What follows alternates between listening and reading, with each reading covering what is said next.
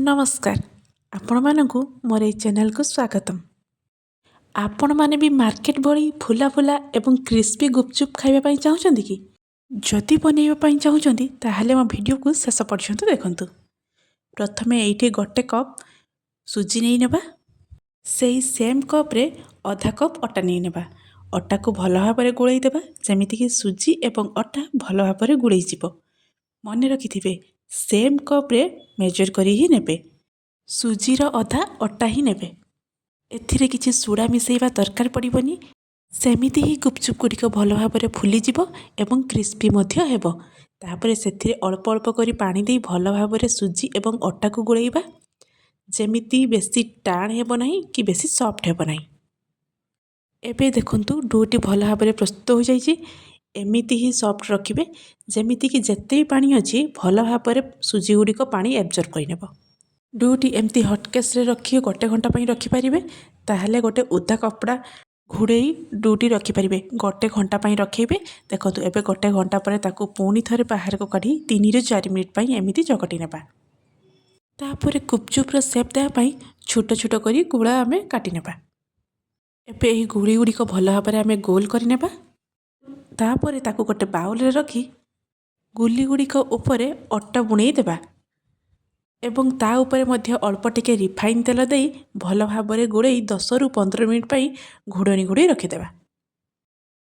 जदि आपण मानकु आजिर मोर ए वीडियो भल लगी थाए तेबे मो चैनल को लाइक शेयर सब्सक्राइब करने को जमा भी भूलिबेनी एवं कमेंट निश्चय जणाइबे मोर ए गुपचुप गुड़िक केमिति हिची ठीक मार्केट परी कि नहीं।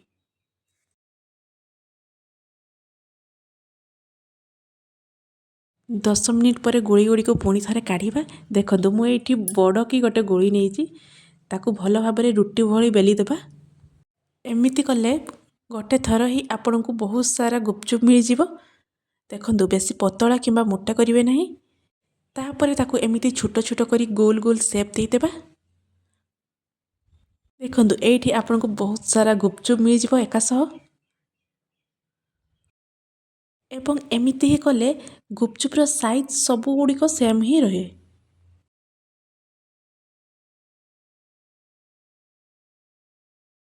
देखंतु केते सारा गुपचुप एठी होई गला।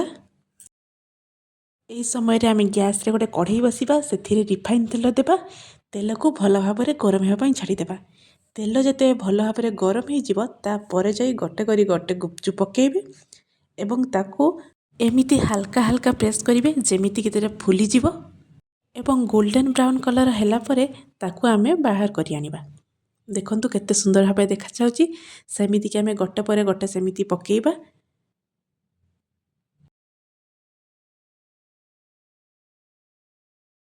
एबे जो गुपचुपटी अपन फास्ट पकेइतले ताकू प्रथमे उलटाइबा।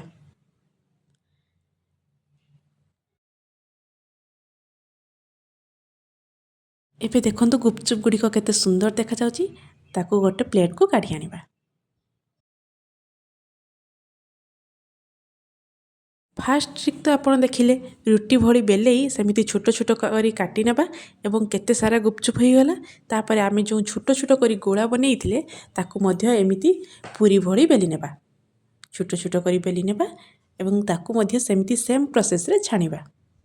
मने रखिथिबे तेल जेमिति भल भाबरे गरम होइथिबो नहले गुपचुप भल भाबरे फुलिबो नाही। जदि भी फुलिबो परे ता सॉफ्ट होई जिवो।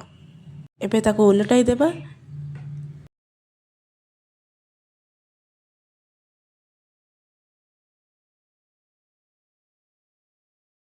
एबे देखंतु ब्राउन कलर होई गलानी ताकू प्लेट को काढ़ी आनिबा।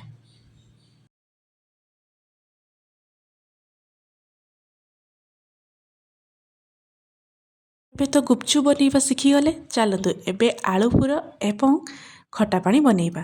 प्रथमे गोटे तावा रे 2टी सुखिला लंका को हल्का भाजी नेबा। सेथिरे मु गोटे चामच धनिया एवं गोटे चामच जीरा को मध्य देई भल भाबरे भाजी नेइछि। सब टिके हल्का भाजी गला परे प्लेट को काढ़ी आनिबा एवं ठंडा हैला परे ताकू ग्राइंडिंग करनेबा। एबे किछि धनिया पत्र नेबा सेथिरे 2टी कंचा लंका देबा एवं अल्प टिके अदा देई सेथिरे अल्प पानी देई तार मध्य गोटे पेस्ट बनै नेबा। तापरे अल्प किछि तेंतुली को आधा कप उषम पानी देई किछि समय पूर्वरु भिजई रखी देइतिली। तापर ताकू भल भाव चकटी अन्य गोटे बाउल को आम छाणी नेबा जेमितिकी से किसी खदड़िया अंश रहिबो नाही एवं भल भाव छाणी जीव।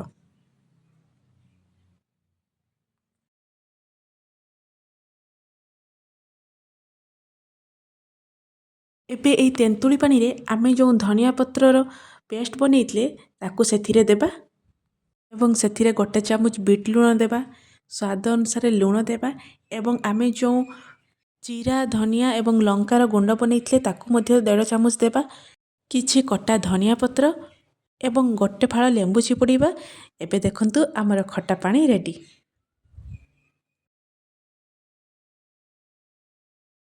ଏବେ ଆମେ ଗୁପଚୁପ୍ ପାଇଁ ଆଳୁ ପ୍ରସ୍ତୁତ କରିବା। ମୁଁ ପ୍ରଥମରୁ ଆଳୁ ସିଝେଇ ରଖେଇ ଦେଇଥିଲି, ତାର ଭଲ ଭାବରେ ଚୋପା ଛଡେଇ ନେବା ଏବଂ ତାକୁ ଚକଟି ନେବା।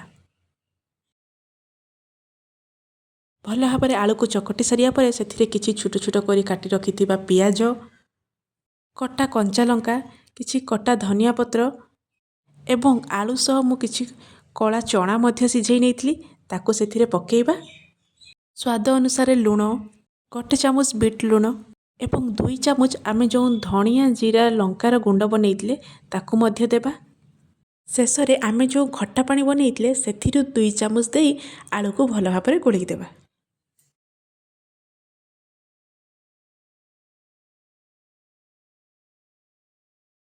ଏବେ ଦେଖନ୍ତୁ କେତେ ସୁନ୍ଦର ଆଳୁ ଚକଟା ହେଇଗଲା, ତା ସହ ଖଟା ପାଣି ଏବଂ କ୍ରିସ୍ପି ଏବଂ ଫୁଲା ଫୁଲା ଗୁପଚୁପ୍। ଏମିତି ଥରେ ଘରେ ବନାନ୍ତୁ ଏବଂ ଟେଷ୍ଟ କରନ୍ତୁ କେମିତି ଲାଗିଲା। ଏମିତି ଯଦି ମୋ ପ୍ରୋସେସରେ ଥରେ ଗୁପଚୁପ୍ ବନେଇବେ ଦେଖିବେ ଆପଣ ମାର୍କେଟ ଯିବା ହିଁ ଭୁଲିଯିବେ। ଘରେ ନୀତି ବନେଇବେ ଏବଂ ଖାଇବେ।